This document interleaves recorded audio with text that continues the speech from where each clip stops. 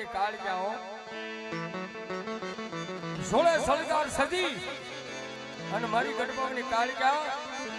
શોખની માલીમાં જ્યારે ગરબે રમવા નીકળ્યા છે ભાઈ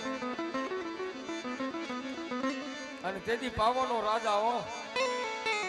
મદિરા પાન કેતા રોમ થઈ ગયો તો અને સિંહાસન ઉપરથી નીચે ઉતરી અને જ્યાં મારી ગઢપાવાની કાળિયા ગરબે રમી રહ્યા હતા ને એનો જઈને પાલવનો શેડો પકડ્યો અને તેથી મારી ગઢપાવાની કાળિયા બોલી કે રહેવા દે પાવાના રાજા મારો પાલવનો શેડો મૂકી દે પણ પાવાનો પતે રાજા માનતો નથી અને કેવું બન્યો એક રીતે પાલવનો શેડો મૂકું કે કેવી રીતે કાલ રાતના 12 નો સમય થાય એટલે તમારે મારી માંડ મેડી ઉપર આવવું પડે તેથી મારી ગઢપાવાની કાળિયા ચમણ કહે પાવાના રાજન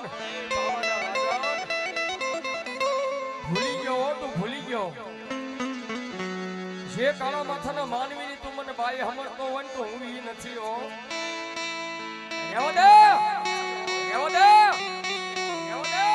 સદાય પાવાનો પતે રાજા માનતો નથી જે કાંઈ હોય ઈ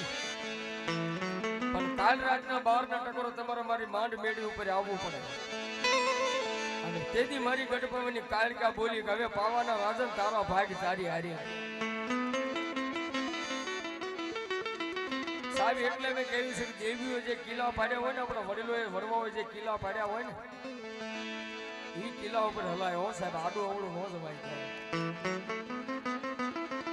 પણ સદાય મારી ગઢપાવાની કાળિયાનું કેવું રાજા માન્યો નહીં તેથી મારી ગઢપાવાની કાળિયા બોલી કે હવે હા ભાઈ કાલ રાતના 12 નું કેસ ને કે હા કાલ રાતના 12 ને પર કાલનો દિવસ ઉગવા દઉં તો ને કાલનો દિવસ ઉગે અને દિલ્હીની માલપાથી મોટી દરિયા જેવડી ફોજ આવે અને પાવાની ફરતો ઘેરાવમાં નાખે